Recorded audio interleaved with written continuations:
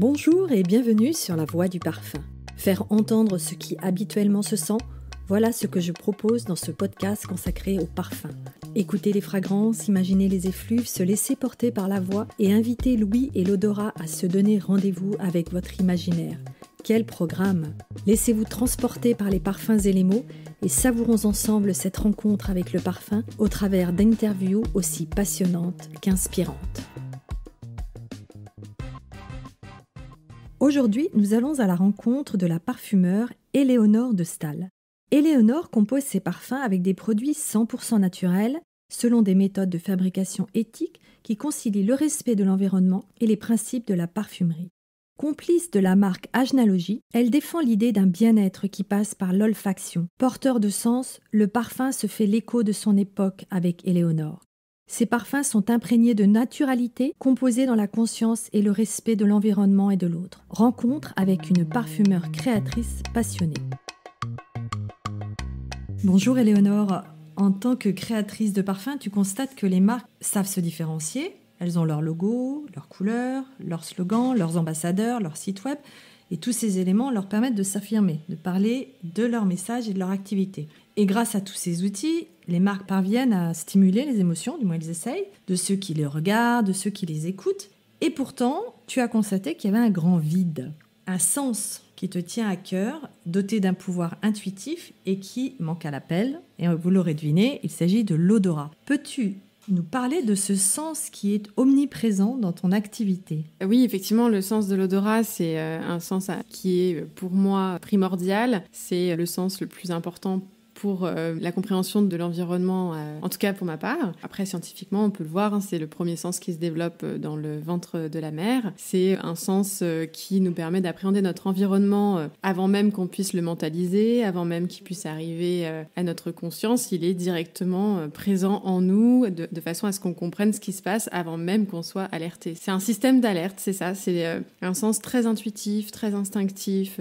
qui est un peu notre radar à tous. Alors, sans jouer sur les mots, comment aides-tu les entreprises, les marques, à leur donner un sens, un nouveau sens, à leur créer leur identité olfactive? C'est un travail de co-création, c'est un travail commun, on parle de dialogue créatif, donc c'est-à-dire qu'on va ensemble se raconter. Mon rôle, c'est vraiment de m'imprégner complètement de ce que la marque est, son ADN, et ça passe par beaucoup d'échanges, et ça passe par des moments presque intimistes en tout cas, et qui font que la marque peut parler d'elle, parler de son ADN, parler de son parcours, de son histoire, de ce qu'elle a envie de prolonger. Quelle extension d'elle-même elle a envie de voir en parfum. Tu les incites à se confier à toi. Tu y arrives bien alors? C'est ça, c'est un moment de confidence, c'est un moment forcément de partage, mais c'est lié à l'odorat. C'est-à-dire qu'à partir du moment où on sent ensemble, à partir du moment où on respire ensemble, déjà il y a une atmosphère qui s'installe, et puis on part directement dans la bibliothèque olfactive de la personne, donc sa mémoire, donc ses souvenirs les plus profonds, parfois complètement endormis, donc c'est des moments précieux, rares. Tu t'appuies aussi sur des valeurs. Tu as le côté créatif, mais en toi, et c'est ce qui fait ta personnalité, il y a des valeurs qui te portent. Tu peux nous en parler ? Alors, les valeurs qui m'animent, elles sont forcément liées à ma façon d'être, ma façon de vivre, ma personnalité. Et mon entreprise, en tout cas mon travail de parfumeur, c'est ça, c'est une extension aussi, comme les marques finalement, c'est une extension de qui elles sont. Et moi, l'extension de qui je suis, c'est forcément porté par des valeurs qui sont les miennes, à savoir le respect de l'autre. Ça passe aussi par le respect forcément de l'environnement, d'où une démarche éco-responsable, une recherche constante d'amélioration et d'aller vers le zéro déchet. Ça, c'est des choses qui sont très importantes dans ma démarche. C'est aussi le respect de la plante, donc dès que je vais composer, c'est-à-dire que je vais valoriser chacun des ingrédients, lui trouver sa juste place et laisser justement des valeurs fortes comme la formule courte qui font que chacun a sa place dans la formule, que chaque matière a sa place, mais ça passe aussi par le 100% naturel, sans opposition à la synthèse, ça c'est vraiment très important. C'est vraiment parce que moi j'ai une profonde connexion où j'ai des messages que j'ai envie de porter grâce à la nature. Bon, après je suis aussi dans mon quotidien végétarienne, voilà, j'ai tout mon parcours en fait, il est imprégné de qui je suis. Et c'est toute une cohérence, un mode de vie et un mode de création. Tu viens d'employer le mot formule, Donc tu écris tes formules comme des écrivains écrivent leurs pages. Tu cites Edmond Runiska qui dit que les formules courtes, justement, doivent te permettre de doser le parfum avec précision.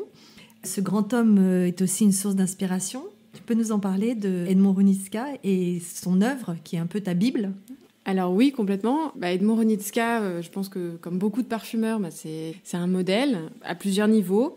Déjà par sa façon de composer, donc c'est vrai que la formule courte dont tu parles, c'est-à-dire c'est la non-copie, c'est la formule originale, c'est le parfum dans sa façon d'être la plus créative, c'est-à-dire issue de l'esprit et d'une rencontre. Ce qui s'est passé pour le Diorissimo, c'est une rencontre et c'est non, n'allons pas copier ce qui se fait déjà, mais au contraire... formulons quelque chose de nouveau et qui sera encore meilleur finalement. C'est aussi le premier parfumeur indépendant et ça, c'est une inspiration qui est pour moi fondamentale. J'ai eu la chance de travailler dans cette maison où il a, comme il l'a écrit sur l'entrée de sa maison, c'est « Je ferai fleurir les pierres et chanter les oiseaux ». C'est en fait un endroit qui était complètement rocailleux et il en a fait un oasis parfumé, un endroit sublime. Et forcément, si je pense à Edmond Runiska, je vais penser à Myriam Compiani. Et Myriam Compiani, c'était sa laborantine et c'est la personne qui m'a formée. C'est la personne qui, alors que j'y connaissais absolument rien, m'a ouvert toutes les portes et m'a permis de découvrir et de sentir et de m'améliorer. Et c'est quelqu'un qui est très important pour moi. Dans ce processus de création, tu dis aussi « Quand l'envie se mêle au challenge, de nouvelles voies s'ouvrent ». Tu l'as écrit. Qu'est-ce que tu entends par là? Alors, c'est profond pour moi parce que l'envie, c'est quoi? C'est le fait de se mouvoir, de s'animer. Donc, quand l'envie s'en mêle, c'est quoi? C'est l'enthousiasme. Les challenges, je pense au challenge du naturel, puisque c'est un challenge qui est certain. Et beaucoup le savent, c'est un exercice qui n'est pas simple. C'est un exercice différent, c'est un exercice innovant aujourd'hui parce que... Évidemment que c'est comme ça qu'on parfumait dans le temps, mais là aujourd'hui on a des techniques nouvelles grâce aux isolats, donc ce sont des molécules extraites de la nature qui permettent de pousser la formule naturelle un peu plus loin. Donc c'est un challenge parce que l'industrie du parfum n'est pas encore tout à fait ouverte à ces nouvelles façons de composer, même si depuis les confinements, il y a un vrai changement profond des mentalités. Donc ce qui fait qu'aujourd'hui on va pouvoir vraiment composer, mais quand j'ai démarré, le challenge était clairement là. Voilà. Et donc je pense que l'enthousiasme, l'envie et le challenge, ça peut se résoudre et aller de l'avant. Ouais. Tes créations sont empreintes de mots précis, de formules, d'émotions. Et, petite parenthèse, tu as un compte Instagram qui est d'une façon esthétique très dorée, ocrée, c'est un parti pris. Est-ce que c'est un reflet de tes créations, de ton univers, de ta personnalité ? Oui, c'est un univers donc doré, effectivement, mais parce que moi, la lumière, c'est ce qui me porte et je pense, c'est aussi des traversées qu'on a chacun, c'est d'aller mettre de la lumière là où il y a de l'ombre. Et moi, la lumière, c'est profond dans mon travail, c'est justement, on parle d'espace vide et de formules courtes, donc laisser la place pour que ça puisse éclore. Et je pense que la lumière a un rôle primordial dans cet acte-là et ça transforme beaucoup de choses. Donc oui, je m'appuie beaucoup sur le doré et mon parfum qui s'appelle Or en jeu, c'est la lumière en soi, c'est d'aller chercher... c'est ce que je fais dans chacune de mes créations. Dès que je pose les premiers mots, donc les premiers ingrédients, je vais aller chercher la lumière dans chacun des ingrédients qui m'intéressent et le facetter. Donc faire ressortir la lumière comme on fait sur un diamant, c'est d'aller faire jaillir la lumière, oui. Très jolie formule. Alors, tu vas chercher la lumière et, dans le même temps, tu vas stimuler nos émotions. Alors là, c'est aussi quelque chose qui est devenu nécessaire, le parfum qui stimule nos émotions. Comment tes parfums parviennent-ils à stimuler nos émotions? Et est-ce qu'il y a des émotions en particulier que tu vas chercher à titiller ou à réveiller? Alors oui, ça c'est primordial aussi, mais parce que je pense que le parfum et l'émotion, c'est intrinsèquement lié, c'est presque la même chose, c'est-à-dire que l'odorat, c'est le sens primaire de l'émotion, puisque c'est lié au cerveau limbique, et ça touche directement nos émotions avant même qu'on puisse l'analyser, c'est ce qu'on se disait au début, c'est le lien le plus instinctif que nous ayons. L'émotion, à mon sens, c'est le GPS de notre vie, de savoir en fait qu'est-ce qui me met en joie, qu'est-ce qui m'anime, qu'est-ce qui me donne envie, c'est aussi ça qui est porteur, et moi, c'est ça que j'essaie de composer, c'est-à-dire Moi, ce qui m'intéresse, c'est vraiment la personne qui va porter le parfum, qui va le sentir. C'est qu'est-ce qu'elle va ressentir, où ça va la toucher. Et moi, mes aides, mes appuis, mes petites bulles, c'est mes matières premières, en fait. Elles vont venir réveiller ça. Et donc, moi, je me sens pas seule quand je compose, parce qu'en fait, je suis avec toutes ces matières et on se dit, bon, voilà, ok, on va travailler de concert. Ce sont tes complices, en fait. Et est-ce qu'il y en a qui t'inspirent plus que d'autres? Est-ce qu'il y en a avec lesquels tu as plus d'affinité? Oui, j'en ai avec qui j'ai plus d'affinité parce qu'elles sont... Il y en a qui sont toujours de bonnes compositions, on va dire. Il y en a qui sont des alliés. Sans jeu de mots. Voilà. Il y a des alliés, forcément, il y a des façons plus faciles. Et au contraire, c'est d'aller, même au sein de la formule, enfin, moi, c'est tout ce qui m'enchante, hein, c'est d'aller mettre en résonance des choses qui, au départ, ne sont pas complètement cohérentes entre elles. Mais parce qu'il y a peut-être une tierce partie, ben, là, elles vont trouver un terrain d'entente, se dire, ah ouais, en fait, on va aller réveiller cette partie-là, puis celui-ci. Et en fait, grâce à celui du centre, ben, on va se retrouver. Ouais. On a presque l'impression que tu es en discussion avec les matières premières. On est presque sur le point de les entendre. Oui. Elles sont très vivantes. C'est très vivant, oui, c'est pour ça que je travaille aussi avec la nature. Mais après, c'est chacun son monde, hein. Moi, c'est mon univers, c'est là où je me sens à l'aise. Donc, oui, j'en parle comme si c'était un peu des êtres animés. C'est vrai que c'est une discussion, je me dis, ah oui, là, tiens. Donc, c'est tout un moment un peu d'introspection, et je vais aussi réveiller mes propres émotions quand je compose et aller justement voilà, réfléchir sur chacune des matières qui me mettraient dans cet état-là. Là, il y a un autre enjeu qui n'est pas nouveau, parce que si on regarde l'histoire du parfum, quand même, à l'origine, il était vraiment destiné sans aller dans la thérapie, mais dans la thérapeutique, à ce qu'on se sente mieux. Aujourd'hui, il y a un mouvement qui est le mieux-être ou le bien-être par le parfum. Ce n'est pas lié qu'à la situation actuelle. C'est quelque chose de beaucoup plus profond dans lequel toi, tu t'inscris. Oui. Moi, c'est vrai que dès le départ, ayant grandi auprès d'une maman professeure de yoga, la respiration est primordiale. Et en fait, j'ai utilisé, même pour apprendre le parfum, pour apprendre à reconnaître les odeurs, j'ai utilisé des techniques de respiration, de pranayama, par exemple, avant une olfaction. Donc, j'utilise effectivement des techniques de bien-être pour accueillir la matière, en fait, accueillir l'odeur et la ressentir pleinement et dans toutes ses facettes. Donc oui, c'était déjà dans ma façon d'apprendre le parfum. Et puis, j'ai constaté, même à l'école, en fait, que certains respiraient à l'envers. Et on était 12 étudiants, 9 nationalités différentes. Donc, c'était pas lié, justement, que à peut-être un rythme de vie de ville comme Paris, mais que finalement, c'était lié à peut-être différentes personnes. Ouais. Qu'est-ce que tu entends par respirer à l'envers ? J'ai bien l'impression qu'on est en apnée depuis des décennies, mais respirer à l'envers, ça veut dire quoi ? C'est-à-dire que quand vous inspirez, donc quand l'air arrive à l'intérieur du corps, eh ben, on contracte le ventre comme si on expirait. Alors que quand on inspire, on se gonfle. Donc on est censé gonfler le ventre et expirer, eh bien, contracter. Et respirer à l'envers, c'est on contracte alors qu'on inspire et on expire, on gonfle le ventre. En fait, il faut réapprendre à respirer, c'est ce que tu es en train de nous dire. Oui, et puis c'est aussi ce que les différents professeurs de yoga expliquent. Hein, les corps ne sont pas connectés à la respiration et on en souffre. Et le stress, je ne vais pas l'apprendre à ceux qui nous écoutent, le stress fait partie, est inhérent à nos rythmes de vie actuels. Alors, on va revenir à cette notion de bien-être. Moi, j'ai une question. Est-ce que le bien-être a une odeur ?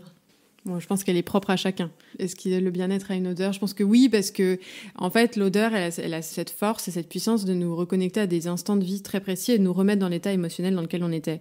Donc, si vous créez en fait un moment de bien-être avec une odeur et que vous réitérez l'opération, et quand vous allez ressentir cette odeur plus tard, ça va automatiquement vous remettre dans le même état. Alors, c'est forte de ces convictions que tu as rejoint une nouvelle marque. Est-ce que tu peux nous la présenter ? Agathe Jacquinet a créé Ajna Story et surtout la marque Ajnalogie, un nom un peu étrange, un peu bizarre, des origines du chakra qui rejoint le sens, l'intuition. C'est ton univers, ça aussi. Oui, complètement. En fait, avec donc Agathe Jacquinet, la créatrice de la marque Ajnalogie. On s'est rencontrés, ça a été une rencontre complètement évidente, un peu... Agathe m'a écrit, en fait, avec ce projet. On s'est rencontrés et nous sommes restés 2 heures, 2 heures et demie ensemble et tout de suite, nous sommes allés sentir, en fait. Et ça a été une évidence parce qu'en fait, on s'est rejoints sur des grands principes de co-création. Donc moi, je parle de dialogue créatif et de co-création. Donc ça, c'était des choses qui lui importaient beaucoup. C'était d'être impliqué dans le processus de décision et de création. Moi, c'est totalement ce que je fais, c'est-à-dire je m'imprègne de l'autre et de la marque. Je fonds en fait avec la marque, et tout en restant évidemment alignée, mais c'est l'idée d'aller être complètement en accord avec ce que la personne veut. L'un des objectifs est de créer des parfums vertueux. Qu'est-ce qu'on entend par parfum vertueux ?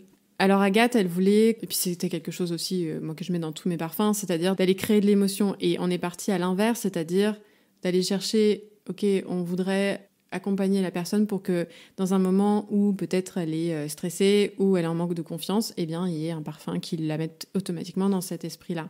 Et donc on est allé dans cette démarche-là qui est donc inverse, c'est-à-dire d'avoir l'émotion en tête et de composer le parfum au lieu de créer un parfum qui va susciter une émotion différente chez chacun. Là, c'était le contraire. Et c'était avoir un peu des parfums totems, un peu des genres de gris-gris comme on peut avoir aujourd'hui, sauf que on est quelque part un peu dépassé par ce qui se passe parce que quand on fait sentir à l'aveugle le parfum, les descriptions sont incroyables parce qu'en fait, les gens ressentent ce qu'on a décrit et les mots précis qu'on avait dans nos briefs de départ, sans même qu'on ait ni communiqué ou expliqué le projet. Chaque parfum semble répondre à un besoin d'un rituel, voire un retour à un besoin d'une spiritualité. Et donc ça, c'est très prégnant dans les parfums. Il y a un désir de reconnexion à nos émotions. C'est un mouvement aussi que tu constates et qui n'est pas anodin.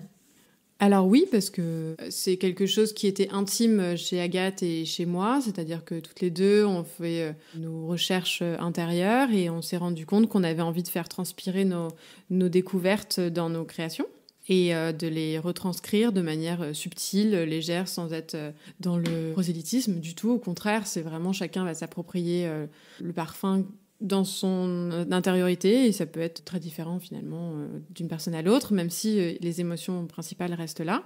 Oui, on a le parfum méditation qui est un parfum d'aide à la méditation, d'entrer en méditation. Moi, je l'ai pu le constater et c'est pour ça aussi que je lance une marque qui va dans cette direction-là. C'est-à-dire que, on en parlait tout à l'heure, mais répondre au principe de la respiration, c'est-à-dire de retourner à un principe vital en fait, qui est juste de respirer. On a beaucoup de mal et on a notre tête, dès qu'on respire, qui part dans tous les sens. Et le parfum, encore une fois, est tellement lié à notre inconscient et à nos émotions internes. En fait, il va tout de suite nous faire respirer malgré nous, puisqu'en fait, on va s'intéresser à l'odeur et on va avoir tendance à inspirer bien plus. Et du coup, tout de suite se calmer, puisque dès qu'on respire, c'est mécanique. Vous faites 3 grandes respirations, ça change tout l'instant d'après. Et donc, le parfum, il aide à ça, c'est-à-dire que dès lors que ça sent bon, donc vous avez envie de respirer, l'envie, le challenge, on revient au même principe. Donc, vous allez inspirer, vous allez sentir, et là, tout de suite, vous allez vous détendre. Et l'entrée en méditation, c'est quelque chose qui est difficile, parce qu'on a plein de pensées qui arrivent, la liste de courses, bref. Tout ça, ça prend beaucoup de place, et le parfum, il va complètement court-circuiter ce mental, au départ. Il va revenir après. Donc c'est là, il faut être vigilant et c'est pour ça qu'il faut être bien... Mais au moins, cette première partie qui est la plus difficile va être passée et on sera déjà avec peut-être 3-4 minutes de méditation et c'est déjà super. Pour terminer, en fait, c'est une invitation à prendre du temps, à prendre le temps. Il y a une notion de ralenti pour retrouver le bien-être par la respiration. Et comme tu disais à l'instant, c'est vital. C'est-à-dire, si on respire plus, on ne vit plus. C'est ça, c'est prendre du temps pour soi, tout à fait. C'est prendre un instant de répit. Et le parfum, ça invite à ça parce que quand vous allez inspirer, vous êtes nulle part ailleurs. Le parfum, il vous connecte à l'instant présent en une seconde parce que... ou à un souvenir passé, mais vous allez être vous.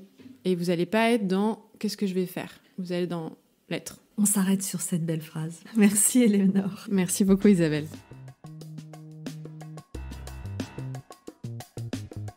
Merci de nous avoir suivis sur La Voix du Parfum. N'hésitez pas à liker, commenter, partager et à vous abonner. On se retrouve très bientôt pour une autre interview ou lors d'une échappée belle sur La Voix du Parfum, le podcast. À bientôt.